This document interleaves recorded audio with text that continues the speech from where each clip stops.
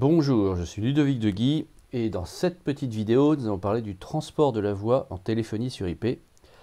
Cette vidéo fait partie d'une série qui s'appelle TOIP Basics, qui vous parle des bases de la téléphonie sur IP.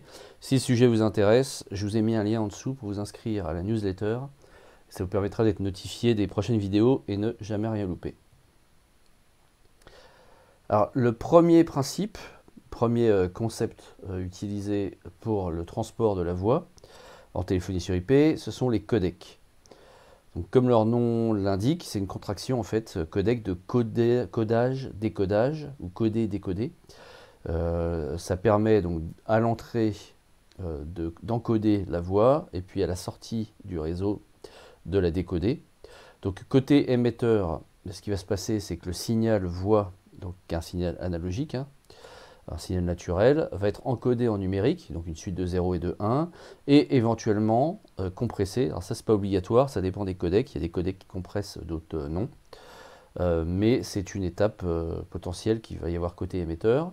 Et côté récepteur, si les données ont été compressées, elles vont être décompressées. Et puis ensuite, elles vont être décodées pour être retransformées en un signal analogique qui peut être entendu par l'oreille humaine. Alors, un exemple de codec très répandu, c'est le codec G711. C'est un codec qui a une cinquantaine d'années. Donc les caractéristiques, c'est 8000 échantillons audio par seconde. Et on va encoder uniquement les fréquences entre 300 et 3400 Hz, qui sont les fréquences qui permettent de couvrir à peu près en totalité la voix humaine. La plupart des humains parlent dans cette bande de fréquences. On va avoir un octet par échantillon. Donc comme il y a 8000 échantillons par seconde, on va se retrouver avec 8000 octets par seconde. Comme un octet, c'est 8 bits, 8000 fois par seconde, 8000 fois 8, 64 000. Donc on a 64 kilobits par seconde de débit avec ce codec. Donc c'est un codec qui est vraiment extrêmement répandu, mais qui est utilisé de moins en moins, parce qu'aujourd'hui, on a des codecs beaucoup plus performants en termes de débit, qui dégradent assez peu la qualité de la voix, donc ils vont être privilégiés pour éviter d'engorger les réseaux. Donc là, je vous ai mis quelques exemples. Donc il y a le codec G729, donc qui compresse lui énormément. On a une bande passante en fait qui est 8 fois inférieure, quand on prend le signal brut. Après, quand on rajoute les entêtes protocolaires, réseau, etc., c'est pas aussi réduit que ça. Mais ça compresse quand même beaucoup et ça réduit quand même beaucoup la bande passante nécessaire. La qualité de la voix est correcte, mais est assez moyenne. On n'est vraiment pas dans une haute qualité audio. Mais ça va quand même être un codec qui est utilisé beaucoup, surtout dans des contextes où on a une bande passante qui coûte cher. Dans le monde professionnel, ça arrive assez souvent dans pas mal de pays, à pas mal d'endroits. Donc on va privilégier plutôt ce type de codec. On a aussi le G722, donc là c'est une très large bande de fréquences qui va être utilisée, donc qui va être d'une meilleure qualité que le G711. La compression elle est là mais elle est légère. Et donc on va avoir une très très bonne qualité de la voix. Alors la bande de fréquence est plus large que du G711, donc on va gagner là-dessus en termes de fidélité du signal. Par contre, comme il y a de la compression, quelque part, ça s'annule plus ou moins et donc la qualité de la voix n'est pas meilleure que pour du G711 à la fin. Puis troisième exemple, le codec GSM, donc utilisé sur le réseau de téléphonie mobile historique, ce qui est en place depuis grosso modo les années 90. Donc on a une bande de fréquence qui est assez moyenne. La compression est importante, est vraiment très importante, parce qu'initialement sur le réseau mobile on n'avait pas une bande passante importante, donc il fallait économiser au maximum. Et donc on a une qualité de la voix qui est assez médiocre, mais qui est quand même utilisable. Aujourd'hui on est tous habitués au téléphone mobile, enfin la fonctionnalité de base des téléphones mobiles d'appel. Là je ne parle pas des applications modernes, je parle vraiment de l'appel téléphonique de base. On arrive quand même à avoir une qualité de voix qui est suffisante pour se parler même pendant très très longtemps. Mais c'est quand même un bon niveau en dessous de ce qu'on peut faire en termes de voix sur IP. Par exemple avec du G711, on a une qualité bien meilleure qu'avec un codec GSM. Alors je voulais aussi évoquer dans cette vidéo l'encapsulation. C'est ce qui vous permet de comprendre, je vais vous expliquer rapidement, comment les données voix vont être transmises sur un réseau IP. Donc on va avoir un intervalle fréquent, Donc ça va dépendre comment on a paramétré notre système de téléphonie. Mais par exemple, on peut trouver 30 millisecondes, hein, qui est une option qui est possible très souvent dans les systèmes de téléphonie.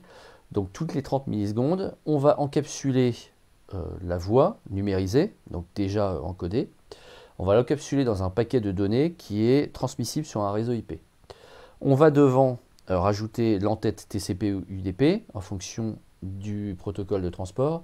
Donc ça, j'en parle dans une autre vidéo de la série, je vous encourage à la regarder. C'est la vidéo qui s'appelle TOIP Basics, transport de la voix.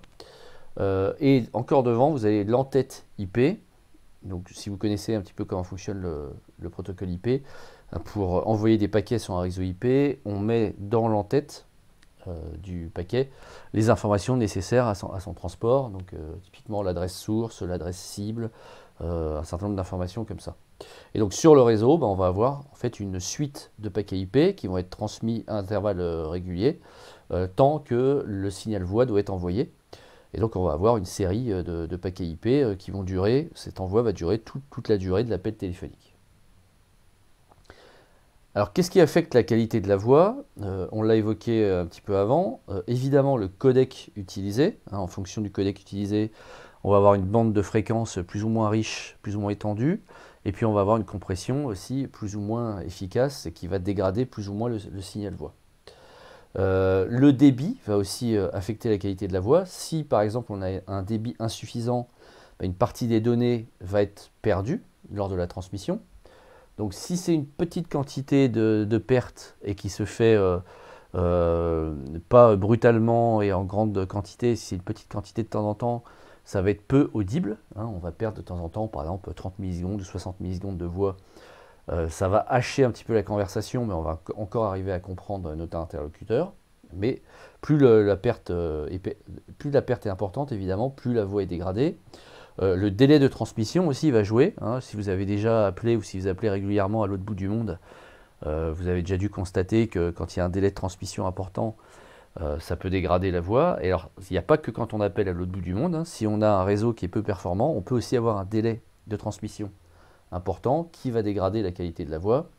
Et puis enfin, le dernier paramètre, c'est ce qu'on appelle la gigue. Donc c'est la variation du délai de transit, du délai de transmission sur un réseau. Ça peut arriver quand on a un réseau de mauvaise qualité ou qu'il y a des choses qui perturbent, par exemple des flux, des transferts de données très importants à côté des appels qui vont très régulièrement manger de la bande passante et manger de la capacité surtout du réseau, qui va faire qu'on peut avoir certains paquets qui sont plus ou moins retardés. Et dans le pire des cas, ça va désordonner l'arrivée des paquets à l'autre bout du réseau. Et là, évidemment, quand le récepteur reçoit des paquets dans le désordre, le programme qui va réceptionner ou le téléphone qui va réceptionner va jeter les paquets qui sont arrivés en retard. Donc c'est comme si on avait des paquets perdus finalement. J'en ai fini pour cette petite vidéo. Si le sujet vous intéresse, inscrivez-vous à la newsletter, le lien est en dessous.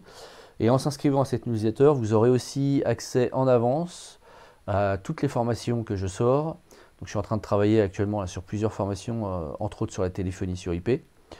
Donc à chaque fois que je sortirai une formation, les inscrits à la newsletter seront mis au courant en avance et avec un petit coupon de réduction évidemment, mais uniquement pour les inscrits. À bientôt.